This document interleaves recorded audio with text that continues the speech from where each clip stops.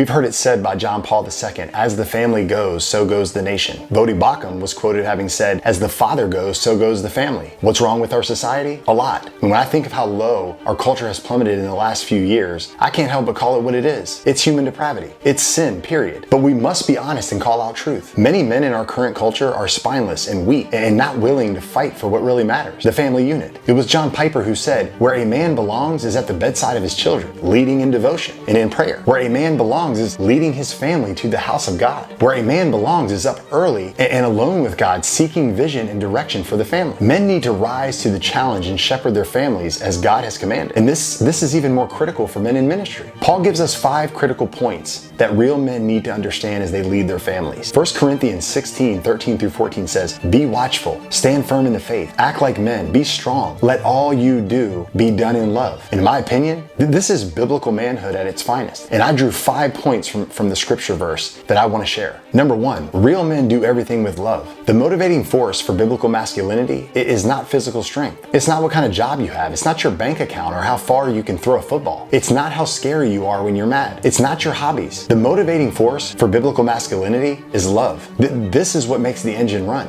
Number 2, real men lead by example. God says a real man commits to following a greater authority, and that's Jesus. A real man commits to sacrifice all else in the shadow of discipleship. A real man commits to determined, joyful obedience to Christ. A real man commits to spiritual discipline. A real man commits to abide in the word of truth. And when you make these your habits, you begin to be the example you want to see your wife and children become. Number 3, real men stay on guard. They pay attention. Don't be silly, be serious. I'm not saying be grumpy. As men, we must always be ambassadors of fun and joy. I'm saying don't be silly. You know who's silly? My 10 and 6-year-old boys. They're insane. I love them dearly, but I would not put them in a position to lead, build, or execute anything. Men aren't silly. They're serious. They are full of life and joy, but real men know where they're going and they understand the stakes that exist in their home and in the world. Number 4, real men walk in humility. Humility is the greatest Christ-like characteristic, and we are commanded to practice this every hour of every day. Is it hard? Absolutely yes. Why? Because our pride feels better. It feels better to our ego and our flesh. But pride is very deceptive. Pride destroys you from the inside out, and it's where all sin stems from. Humbling ourselves is at the center of dying to self. And if we want to lead our families well, we must discipline ourselves in this area. Lastly,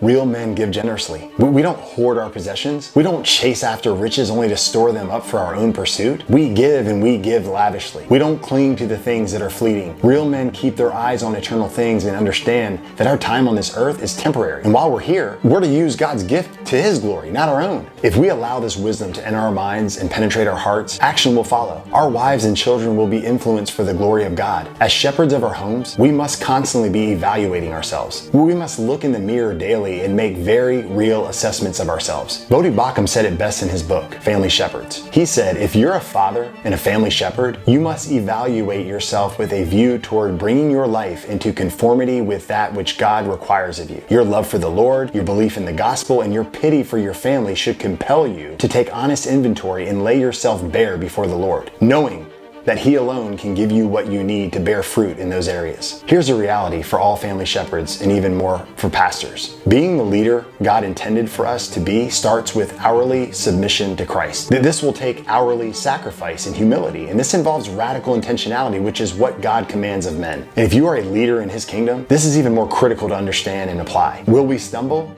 Yes, but God's grace is sufficient and will carry us through.